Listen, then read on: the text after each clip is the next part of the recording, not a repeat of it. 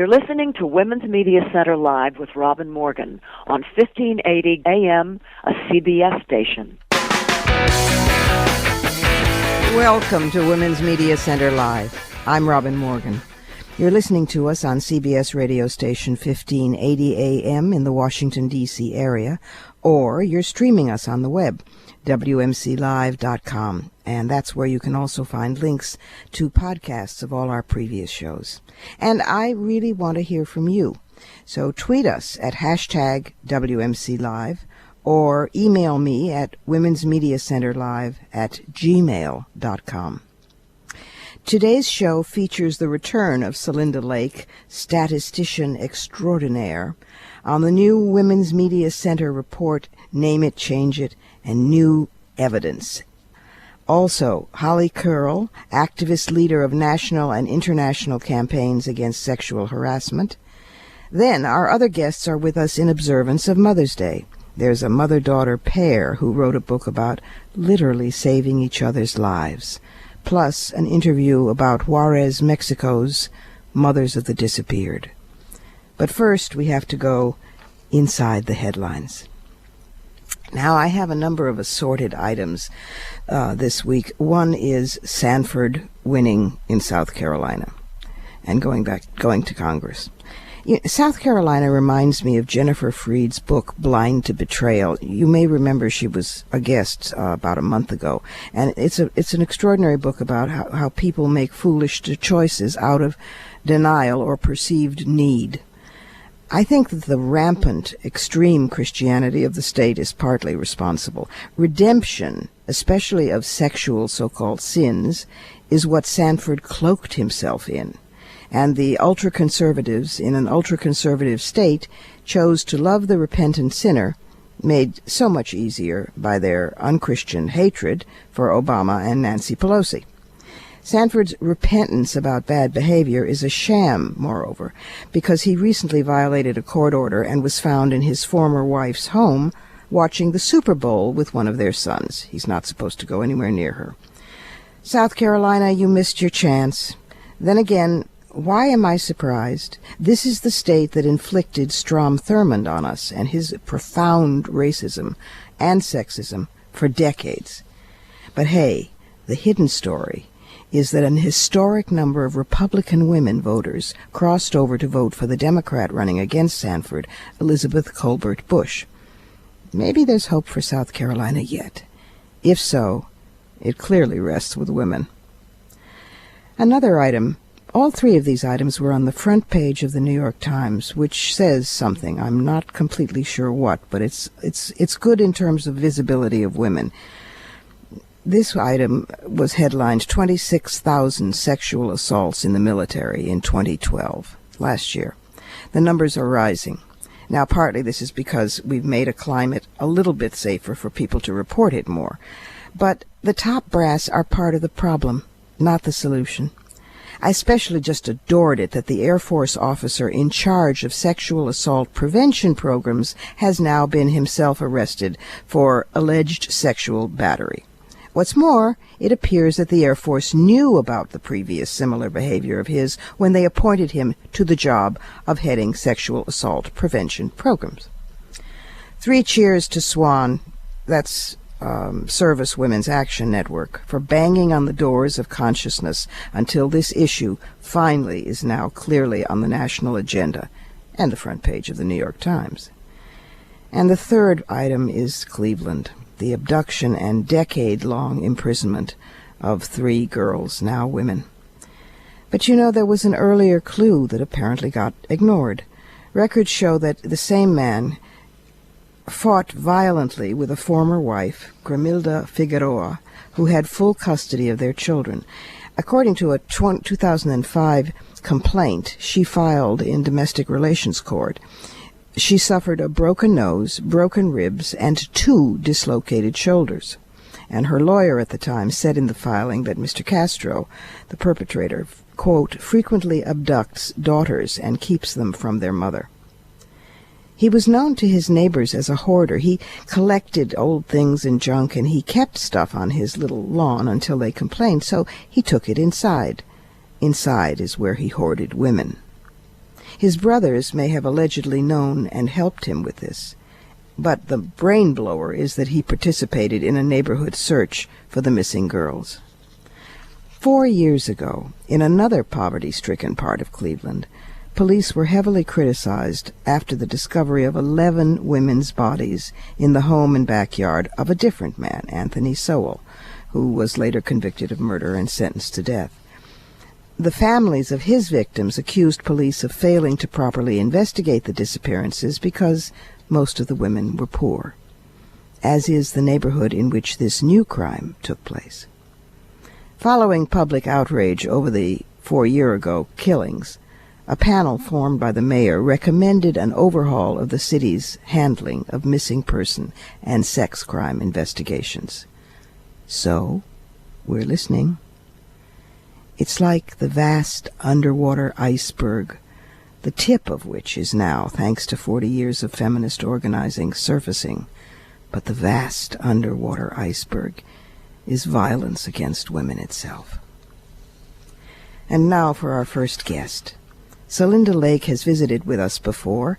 She's one of the country's foremost experts on research and strategies to elect women candidates, and she has consulted with or helped elect, among others, Senator Barbara Mikulski, former Governor Janet Napolitano, and former Speaker of the House Nancy Pelosi.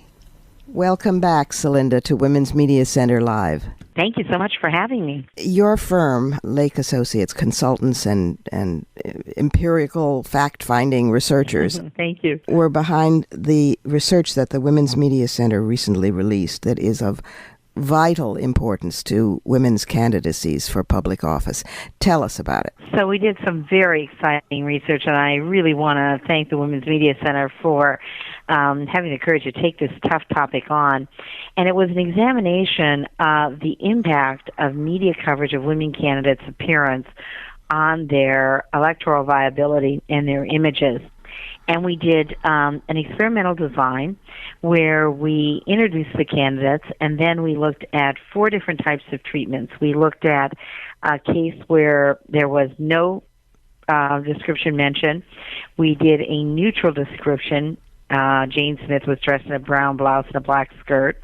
We did a so-called positive description. Smith is fit and attractive and looks even younger than her age. And a negative description. And then we looked at what is the impact of this coverage of appearance on women candidates. Now, what was very, very important here is that we had already introduced the women candidates. So, for example, we simulated about $1 million worth of advertising introducing the male and female candidate first before we ever got to the appearance coverage. Interesting. And even when we did the appearance, it was just one line in a much bigger paragraph about the woman, much as it would be like in a newspaper article. So one might have thought maybe this wouldn't have any impact at all. In fact, it had stunning impact. It lowered the woman's vote. It lowered her favorability. It lowered the likelihood that she possessed a broader range of positive traits, from being qualified to being in touch, and it impacted how likely voters were to vote for her. Any kind of appearance coverage damaged the woman candidate, and what was interesting is the so-called positive coverage actually did as much damage as the negative coverage in terms of diminishing the women candidate's support and diminishing her image as qualified and serious and effective and confident. This is fascinating. Go on. The other thing we looked at was what to do about this. And we looked at the nature of responding.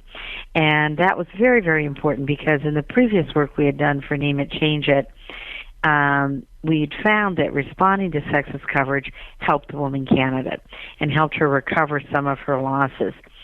Similarly, we found the same thing for appearance, that the woman candidate particularly responding directly, and I have to say I've been one of those consultants who in the past has just told women, you have to ignore this, you have to turn the other cheek. But the woman candidate directly responding that this had no place in the media, her appearance is not news, regains the ground that she lost. Wow.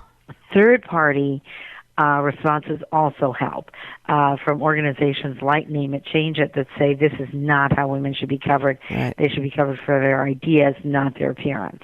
This is just amazing work. So basically, whatever coverage of appearance of a woman is has a negative effect. That's right. And now we know why there's never coverage of a man's appearance, perhaps. Does it have any, when she fights back, that undoes the negative, which is one of those, we're beautiful when we're angry. What effect does it have on the male candidate or the media that is doing this to her to begin with? Does it have a negative effect on them? It should. It should. It doesn't as much. And it's really interesting because when we saw sexist coverage, we did see a negative impact on the man. Voters presumed that sexist coverage was fed by the opponent. What's really interesting here and what's really sinister is that the appearance coverage, there was no negative impact on the man because it was assumed that the man had not promoted it. It was assumed that the woman wanted this kind of coverage. Oh, wow. She sought this kind of coverage. So that's what's really sinister here, because if you want to beat women, go feed appearance coverage to the press. In fact, we see people do that. And saying supposed nice things, and you're killing her with kindness. That's right. Yeah. That's right. And trivializing her candidacy. Precisely. Retroactively, this makes how shall I put it, the long journey of Hillary Rodham Clinton even more amazing. That she's, first of all, that she's still walking upright. And secondly, that she still not only has political viability, but the vast majority of the American public clearly wants her to run and win, but it has reached a point where this is stock staple jokes for comedians, whether it's the hairstyle changes. She has joked very good-naturedly about the hairstyles, or the pantsuits, and if every single one of those, negative or positive, had a dilatory effect, it just staggers the mind. It's amazing. It's really true. So the best thing that a woman candidate can do, or an independent organization like Women's Media Center and the Name It, Change It program of ours can do, is in fact to fight back. That's right. And to say this has no place in the media, that my appearance is not news, that depicting women as being less serious and having less to offer, that I have much to offer my constituents, that this damages our political debate and our democracy. We must end this type of coverage of women candidates. The coverage focuses on what she wears rather than what she thinks. And the good news about this research is it really gave us the best testing language to respond as well. Oh, that's fabulous. And you've just used that language. That's right. And then, so then it takes the curse off of her. Does it deflect some of it, hopefully, I ask, back to the source? Well, it doesn't. We didn't test how people feel about the media providing this kind of coverage. We did test what happens in terms of the male candidate. Yeah. And, of course, it doesn't really damage the male candidate, but because the woman regains what she lost, that comes at the expense of the man. So in that sense, it isn't the kind of backfire, unfortunately, that male candidates do pay a price for sexist coverage. And when it's called out, they pay an even bigger price. On appearance, there's still this lingering sense, well, maybe the woman wanted it, or the man would have necessarily wanted it. So it's really an interesting subtlety that we wouldn't have thought, honestly, that the voters might have felt, but they do. But because the woman regains, it's at the expense of the man. Yeah, and that just means we in the women's movement have more work to do, because the coverage of her appearance is, in effect, sexist coverage. It's just not perceived as such yet. Yeah, totally. But the rest is perceived that way because of the work we have done. Wow, this is amazing research. And for listeners who want to learn more about it in detail, there's an executive summary on it, and the whole study is available for free on the Women's Media Center website. It's womensmediacenter.com under our Name It, Change It program. Thank you so much, Celinda, for doing this work and for being with us on Women's Media Center Live. Oh, thank you so much, and thank you for everything you do. We have to pause briefly. I'm Robin Morgan here with Women's Media Center Live. When we return, Holly Kearl will update us on how women all over the world are now demonstrating against and organizing to stop sexual harassment. In just a minute. After Hurricane Sandy, parts of the East Coast have returned to normal, but others won't see normal again for quite some time. One group getting volunteers and aid supplies to those who need it is called Occupy Sandy. Made up of a coalition of Occupy Wall Street activists, community organizers, and technologists, Occupy Sandy is using social media and other software tools to identify and quickly respond to urgent needs among the hardest-hit communities. You can help. To donate or to volunteer, visit occupysandy.org.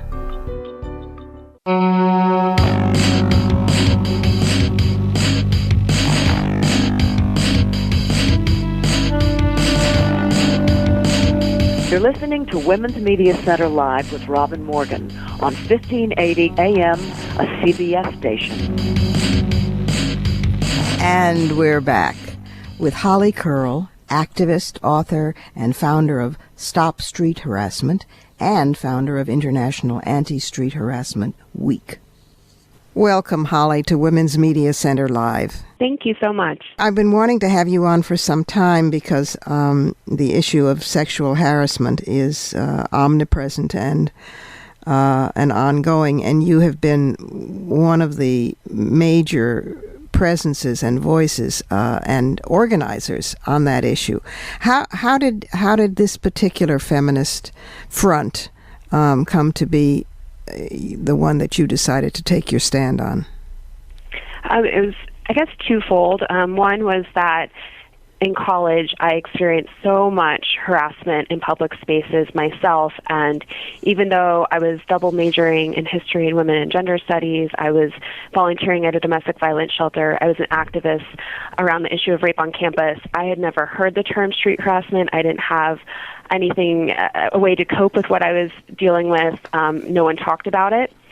And so that led me to focus on this topic later in graduate school and write my thesis on it. So really just from my own experiences. And then once I started researching it, I was like, oh my goodness, this is such a huge, pervasive problem that we don't talk about. Yeah. And since then, every step of the way, the different activities that I've taken on this topic have really been because I see a void, and I'm like, well, okay, I guess I'll try to fill it.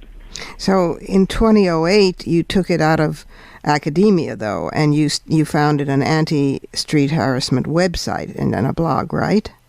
Yes, I did. StopStreetHarassment.org. And that was the beginning of Stop Street Harassment, which now is, of course, an organization. Yes. And what was the first approach that you took? Was it just what I call the U2? The naming, the bringing the issue out of the closet, and then finding that women came forward and said, "Oh my God, yes." Yes, that was part of it, but I have to not take total credit for the site in that for my master's thesis, I looked at different websites that did exist in 2006 and 2007 and how women were interacting with the sites. And in 2008, I realized that two of the sites that I thought were the best were no longer around. So I created my site to fill that void and to not only be a place for people to share their stories, but really the other sites that had resources, suggestions for what to say to harassers or how to report it. And then because I had just done my thesis, I listed all the articles that I had come across and other kinds of resources for people who wanted to learn about this topic. Yeah, there are wonderful groups that are working on this topic and wonderful websites. Hollaback, I know you've previously been on the board of Hollaback, is one group. There was a kind of spontaneous, I don't know what to call it, campaign or movement on Twitter at one point that I just fell in love with. I think it was called I Didn't Report It Because. Do you know the one I'm talking about? Yes, there have been a few of them. And there was a Shouting Back, too, was one where people were sharing their stories in January. But yeah, I remember the one you're talking about, too. But I think what makes the work that you're doing particularly important to me, is that you've taken it into many different aspects of media. There's a book, Stop Street Harassment, Making Public Places Safe and Welcoming for Women. but it was a more sort of academic book, right? Yes. And it was published by an academic publisher. You were telling me this story. It priced it at $45. Yes, Prager publishers, their main audience is libraries, and so it wasn't even in bookstores, and on Amazon it was $45. Oh, that's real helpful to your basic average woman. So I know. But now it's having a whole other life. Yes, I bought the paperback rights, and it's now available for $15 online on Amazon. Terrific. The other thing that makes your work particularly of interest to me is the work that you've done internationally, linking up street harassment with whether it's eve teasing, so-called, in India or the epidemic groping in Egypt. Talk to us about that. Well, that really started with my master's thesis and then with my book as I was researching this topic and being really impressed by groups, particularly in India and Egypt, who were already doing so much on this topic. And I felt like we're, at the time, doing more than we were in the United States. And since then, I've just stayed in touch with them. I've traveled to Egypt and India. I've connected with groups in a lot of countries. And I see that our connection is powerful and that we can show this is a global problem. And we are globally working to address it. And so 3 years ago, I did International Anti-Street Harassment Day so that all of us could amplify each other's voices and speak out on the same day.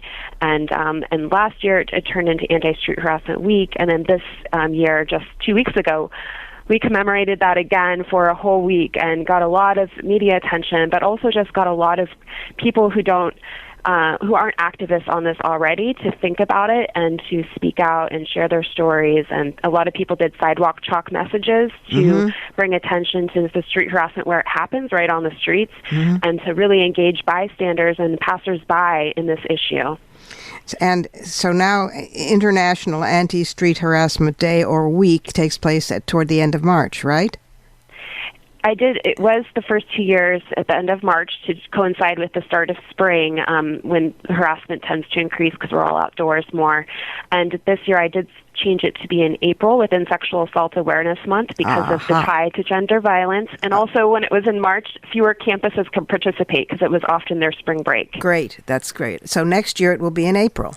But it's, yes, it will be in April again. It's a regular thing now. It is. On the feminist calendar. Wow. Yes. and as if that weren't enough, well, wait, before I get into that, I want to ask one other question. Are there particular strategies or tactics that you've encountered used abroad that we can learn from that will be applicable here? Let's see. Well, community safety audits is one that's been used a lot internationally, and that is where small groups of individuals who represent different backgrounds go together through maybe a couple of streets in their neighborhood, and they look for signs of inclusion. They look for signs of harassment. They say, how many women do we see on the streets? How many men? How many children and families? What are they doing? Are the women just quickly running by and just, trying to get through public space while men are taking up public space and enjoying it? Right. And then, documenting that, getting your different people's perspectives. You do it during daylight, you do it after dark, and then you come together to talk about your experiences, and then recommendations. So that's something that's been used a lot in India, for example, and it originated in Canada, and the UN uses it. So I think that that's powerful for letting the people who experience these issues go out and document what they're experiencing and then share their suggestions for what we can do to change. And analyze it so that the solutions come from the grassroots up. It's exactly. Like feminist crowdsourcing. It's very interesting, yes. That brings me to what I was going to ask a minute ago and still want to. The research that you're initiating here in the U.S., this massive and very impressive, I think it will be the first of its kind, in-depth research on sexual harassment in the United States. Tell us about that. Sure. Well, so I work at the American Association of University Women, AAUW, for my day job, and at the end of 2011, I was the co-author of a national study on sexual harassment in grades 7 through 12, so in middle school and high school. And it's just been being involved in that process and seeing the outcomes of, schools really using the information to address the issue. The White House is using it and had called it the gold standard for studying the topic.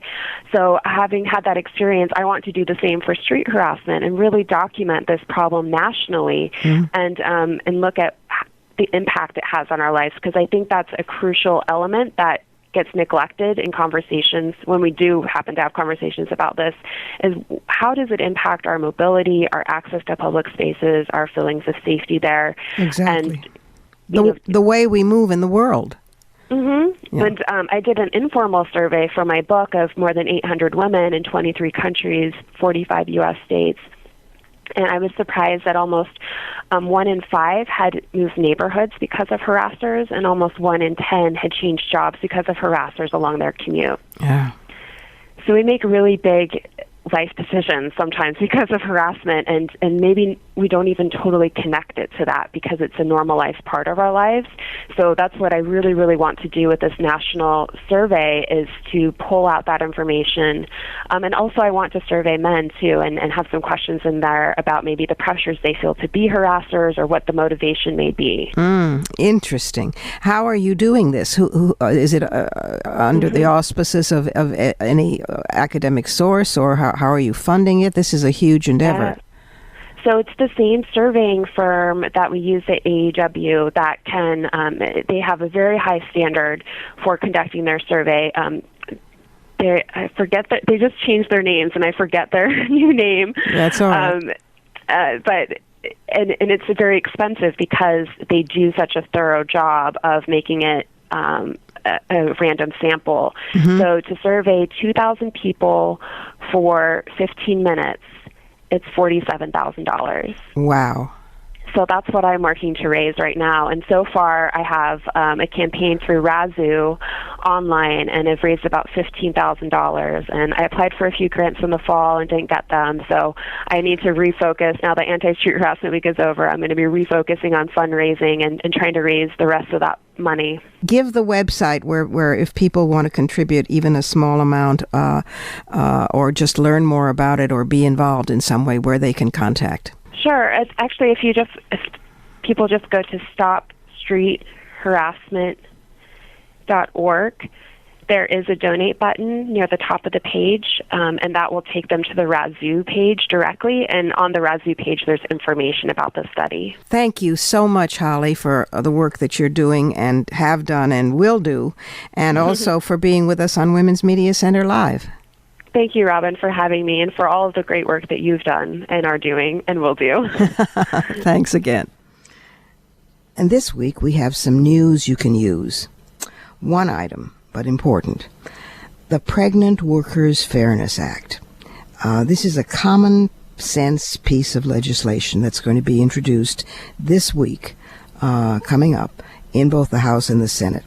It would close the loophole that courts have opened up in the Pregnancy Discrimination Act, and it would make clear to employers that they are required to accommodate pregnant employees if they can do so without undue hardship. Accommodations for pregnancy, childbirth, and related medical conditions, as they do for disabilities, and ensure that women who are pregnant can continue to do their jobs and support their families, because there have been cases where pregnant women have been fired because they asked to avoid heavy lifting for a few months, or to stay off ladders for a few months, or even to sit on a stool instead of standing at a cash register all day. Fired. Women shouldn't have to choose between their job and having a healthy pregnancy. And women in low-wage jobs, a group who are disproportionately made up of women of color and immigrant women, are particularly likely to be affected. The most reasonable accommodations in this bill cost employers zip, nada, nothing, but would save money from reduced workforce turnover. 3/4 of American women entering the workforce will become pregnant at some point during their careers, and this bill, becoming law, would provide basic accommodations. And dig this, 41% of working mothers are primary breadwinners. Primary. So this will help make sure that they don't lose out on vital wages while they're pregnant. We need to write, phone, fax, email our legislators, your representative in Congress and your senators, urging them to support the bill, to sign on to the bill, to co-sponsor the bill, because it's going to be opposed by the same folks who wax adoringly about abstract motherhood and its sanctity and the precious fetus, but who won't lift a finger to help real mothers or real wanted children once they're alive. So the bill is called the Pregnant Workers Fairness Act. Contact your congressional representative, contact your senator, and let them know where we stand. And now it's break time again. This is Women's Media Center Live, and yes, I'm still Robin Morgan. Next up is a mother-daughter team with an extraordinary love story. Don't go away. When it comes to talk radio, men still do most of the talking. It doesn't get too much better if you look at television, newspapers, film, video games, social media, literature, sports, and corporate or technology leadership. The Women's Media Center's Status of Women in the U.S. Media 2013 report details the persistent gender disparity in a range of media institutions that rank among the greatest influencers in American society. To read the full report, go to womensmediacenter.com.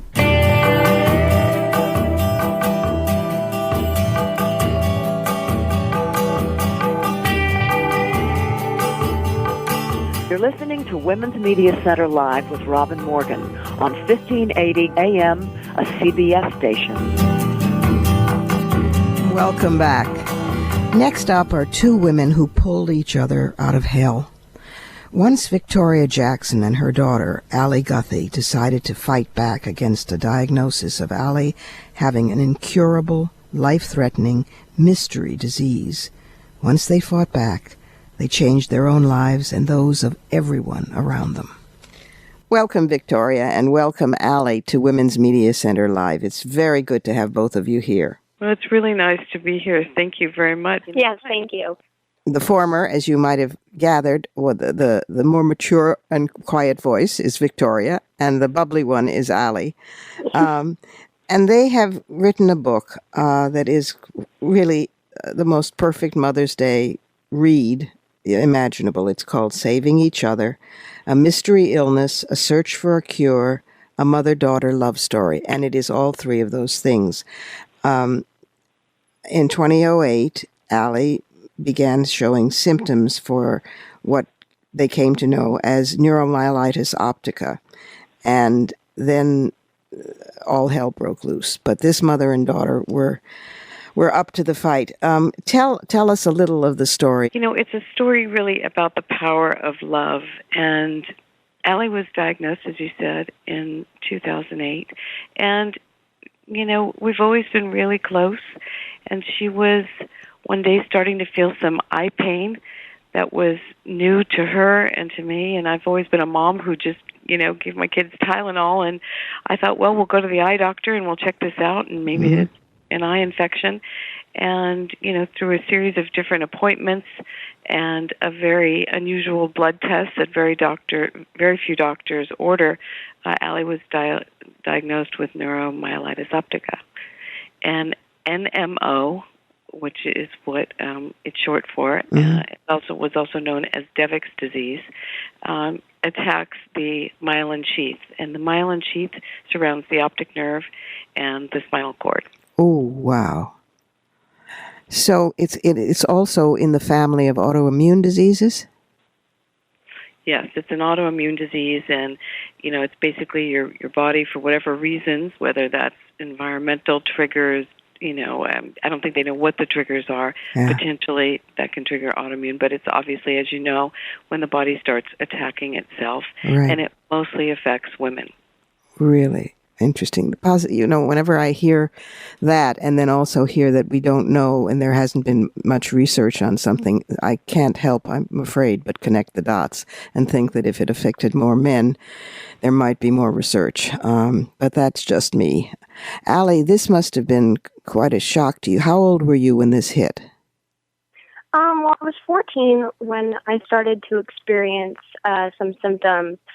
Things started about like 8th grade in middle school with like a wave of nausea. So there was about a month and a half long period where I could not keep anything down. I was extremely nauseated, fatigued all the time. And of course, at that age, and when doctors weren't able to identify the cause of the nausea, people obviously, draw assumptions as to like body image issues or things of that nature. So it was a very trying time for sure, not knowing what was going on with me personally, and then having, questions of where this might be coming from when I knew, I had no control over it. I didn't know what it was.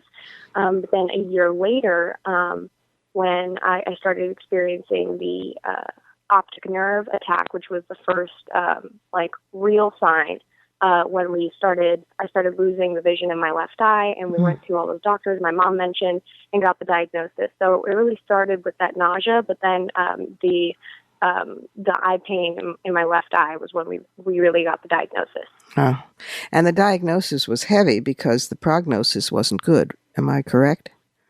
Yeah, absolutely. At that time, there's obviously, NMO is such a rare orphan condition. So few people have it. Like, my mom mentioned that not a lot of research is, dedicated to finding a cure for it. So obviously, with the lack of knowledge, it was assumed that the prognosis was about 4 years to live, approximately. It's been more than that, so I'm good to go. But it was definitely a struggle. I didn't actually know the prognosis when I was diagnosed. Mm-hmm. I didn't even know the name of the disorder for a full year after I was diagnosed. Right. I was very intimidated by the whole process. I knew my mom would be there for me. She's my superhero. She does everything. So I was like, if there's something wrong with me, she will fix it. Why do I have to know about it? So right. So I didn't really know about the prognosis. But you did eventually, and the two of you mounted a campaign that is very special, which is why you're good to go, and it's a long time later now. So you defied the statistics and the prognosis and began a search. Tell us about that. Well, we started a journey together, and at one point, when Allie did learn of her diagnosis and started to do her own research and understanding of NMO, she said, Mom, this really isn't just about you and I anymore. It's really about a community and all the people that have NMO. And so, we really held hands on doing everything that we could to find a cure, find an answer, and we're the only foundation worldwide for NMO. And I would have to say in the last 5 years, we're now at a point where we're funding over 90 researchers and scientists in 20 countries. Wow. It's growing.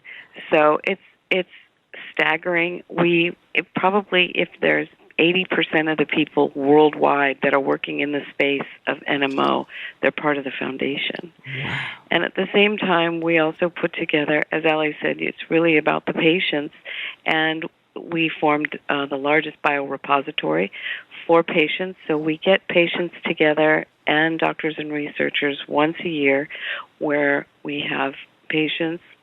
We fly them in. Last year we had about 250, and they come and give blood and find out and have access to all the latest doctors and research that's going on in the world of NMO. How wonderful. So it's really growing quickly, and the key to it really is collaboration amongst the doctors.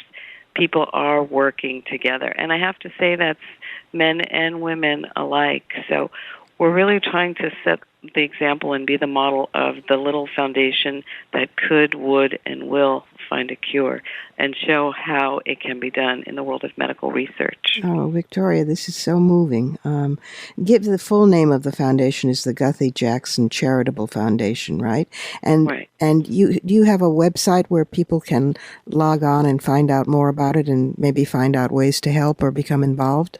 Yeah, absolutely. They can go to the Guthy Jackson Charitable Foundation.org, and also to learn more about the book and NMO and our journey is SavingEachOther.org, the title of the book. Talk a little bit about where you are now, because this is such good news. This is Allie, you're in school, you're in college. You have such enthusiasm that when we were doing a sound check before we started taping, the needles went off the chart every time you spoke because the energy was so high. It was lovely. I'm sorry. Yeah, I'm a very vocal person. I'm at UCSB right now, University of California, Santa Barbara. I'm so grateful and fortunate to be here. I have a view of the ocean from my dorm room, so no complaints for me.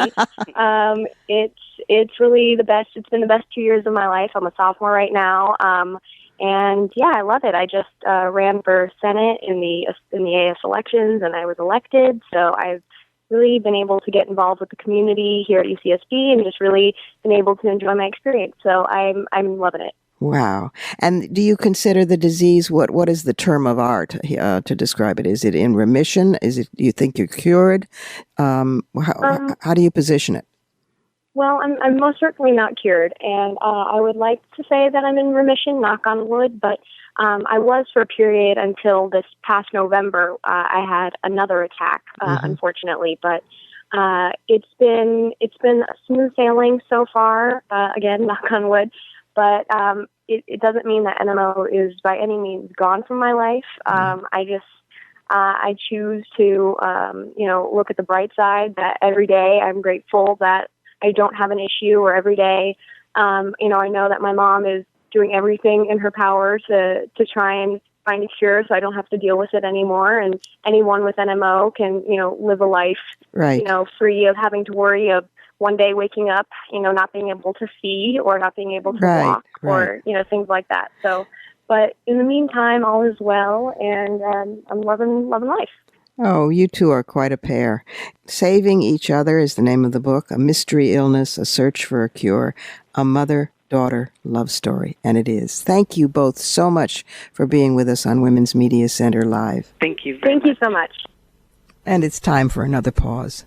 This is Women's Media Center Live, and I'm still consistently Robin Morgan. We've all heard of the Argentinian mothers of the disappeared. But did you know that there were also such mothers and grandmothers in Juarez, Mexico? Hang in there and we'll learn more after the break.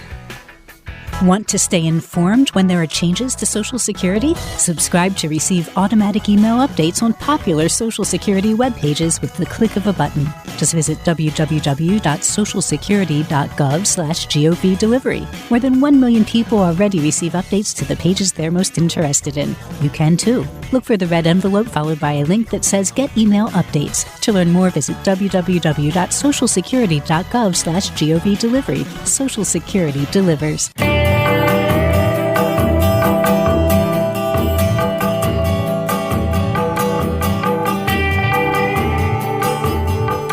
You're listening to Women's Media Center Live with Robin Morgan on 1580 AM, a CBS station. And we're back again, this time with Alice Driver. She's a postdoctoral fellow at the Autonomous University of Mexico in Mexico City, and she researches the representation of violence in Mexico. She's written frequently for the Women's Media Center's online features about what Mexican feminists call feminicide, the murder of women in Mexico. Welcome, Alice, to Women's Media Center Live. Thank you, Robin. It's a pleasure to be with you today.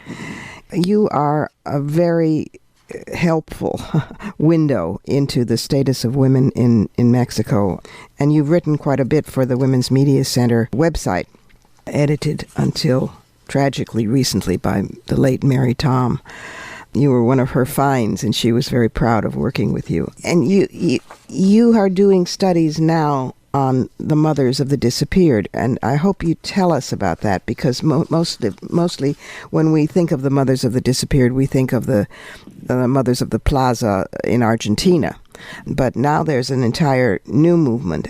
Tell us about it in Juarez. The first thing is that it is true. There's a long tradition in Latin America of mothers being activists and taking to public spaces to protest disappearance. And historically, I think a lot of people think of Argentina, but for the past 2 decades in Juarez, mothers have been organizing and protesting disappearances along the U.S.-Mexico border. And when I was there, this just recently in February, a group of mothers organized and marched to Chihuahua, which is the capital, to meet with the governor to protest continued disappearances which have not been investigated.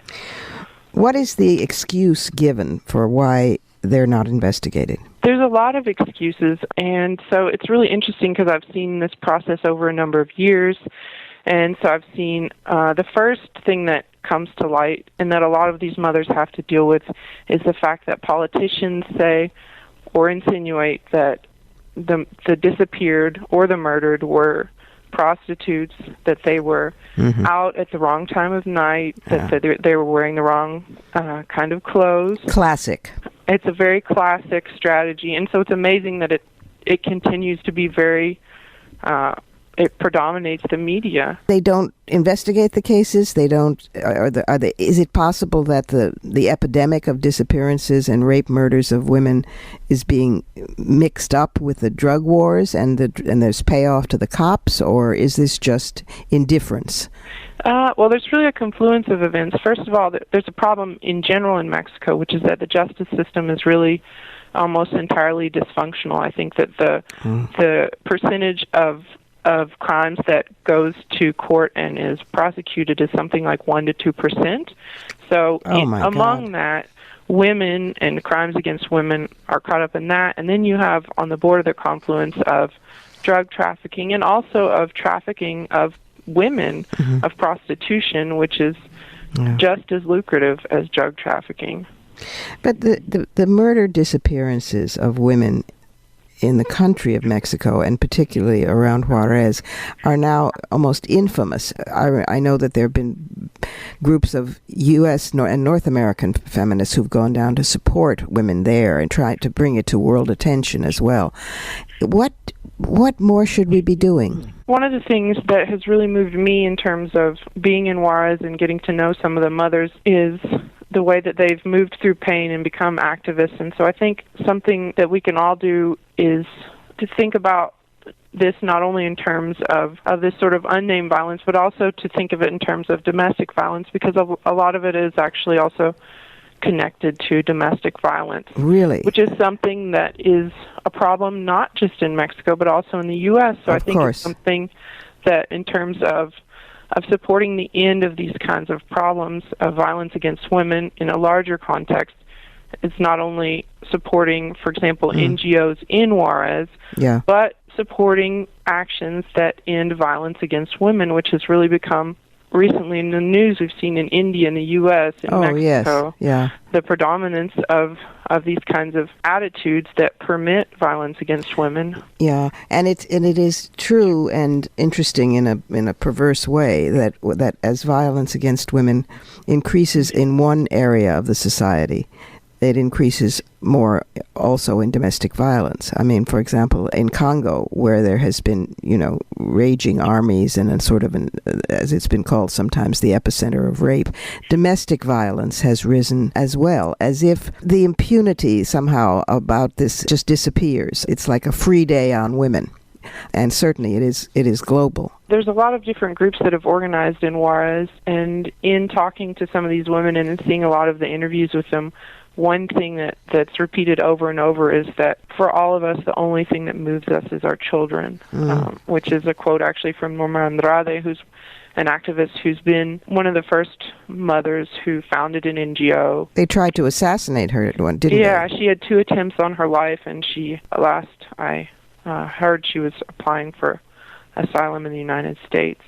So, I mean, there's a real mixture of these mothers who have fought for so long. I mean, some of these mothers have been in this for 2 decades. They appear in all kinds of documentaries, marches, interviews, books, and you see the toll that it takes on them. For example, in 2011, I met Paula Flores, who's also been one of the more visible mothers, and she's currently in Juarez, but she's had to leave the city multiple times due to threats against her and other family members.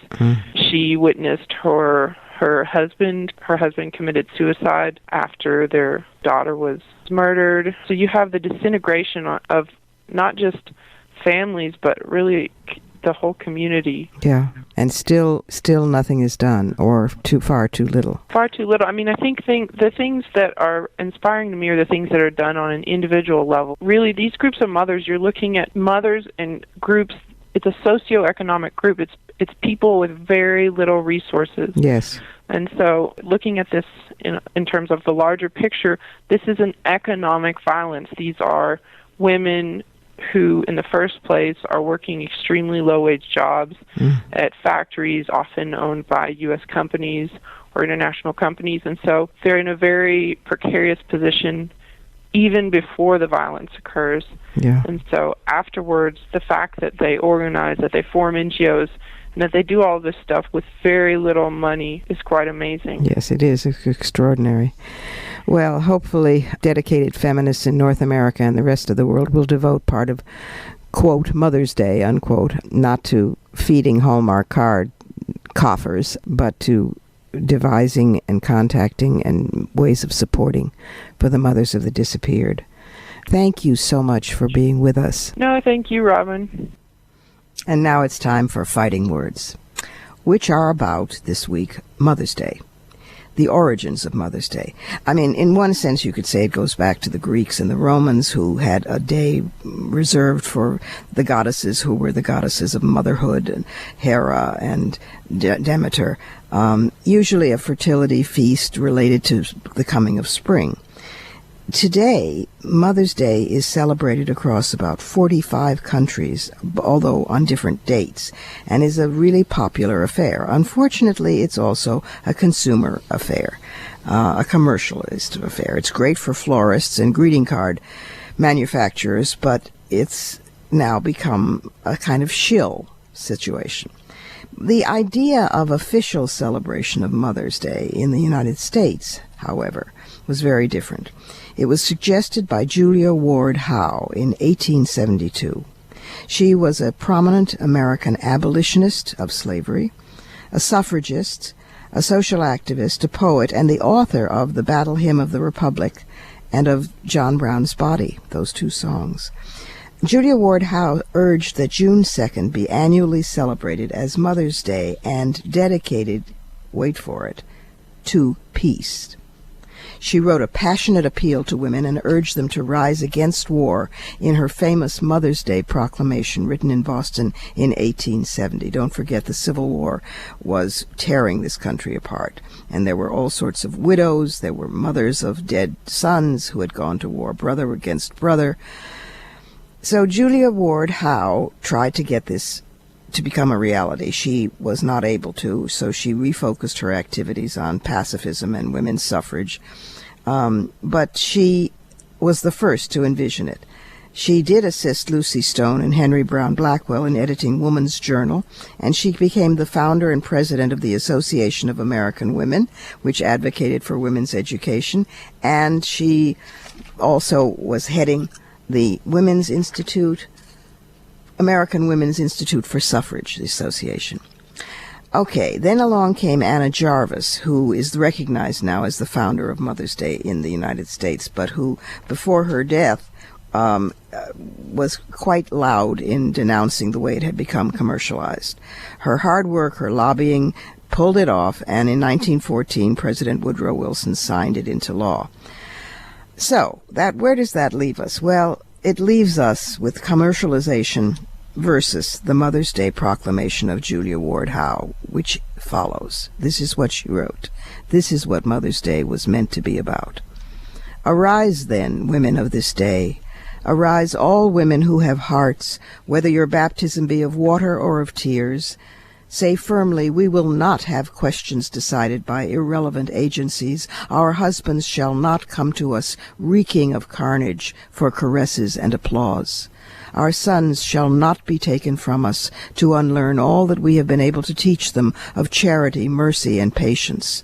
We women of one country will be too tender to those of another country to allow our sons to be trained to injure theirs. From the bosom of a devastated earth, a voice goes up with our own. It says, disarm, disarm. The sword of murder is not the balance of justice. Blood does not wipe out dishonor, nor violence indicate possession. As men have forsaken the plow and the anvil at the summons of war, let women now leave all that may be left of home for a great and earnest day of council. Let them meet first as women to bewail and commemorate the dead. Let them solemnly take counsel with each other as to the means whereby the great human family can live in peace, each bearing after his time the sacred impress, not of Caesar, but of God. In the name of womanhood and humanity, I earnestly ask that a General Congress of Women without limit of nationality be appointed and held at some place deemed most convenient and at the earliest period consistent with its objects, to promote the alliance of the different nationalities, the amicable settlement of international questions, the great and general interests of peace. That was the original vision behind Mother's Day.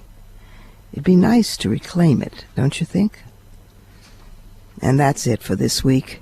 You've been listening to us on CBS station 1580 AM radio in Washington, D.C., and on the web at WMClive.com, which also has podcasts of our previous shows.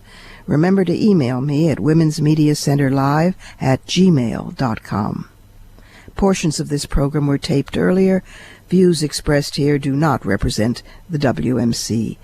Here's the family for Women's Media Center Live. WMC President and for this program, Executive Producer Julie Burton, Senior Producer Crystal Williams Chancellor, Technical Director Michelle Kinsey Bruns, and our founding sponsor, Regina Kulik Scully. I'm Robin Morgan. Thanks for being with us.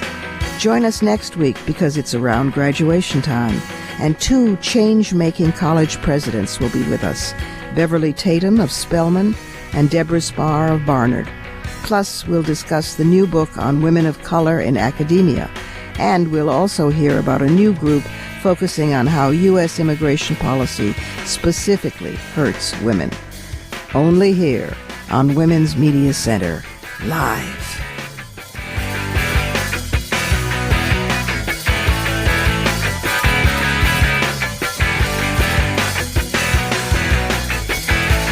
You're listening to Women's Media Center Live with Robin Morgan on 1580 AM, a CBS station.